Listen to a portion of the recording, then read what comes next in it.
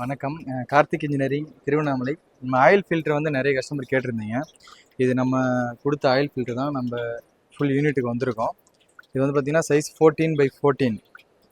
பாருங்கள், ஆயிலோட குவாலிட்டி பாருங்கள் எந்த அளவுக்கு நல்லா வந்திருக்குன்னு சொல்லிட்டு.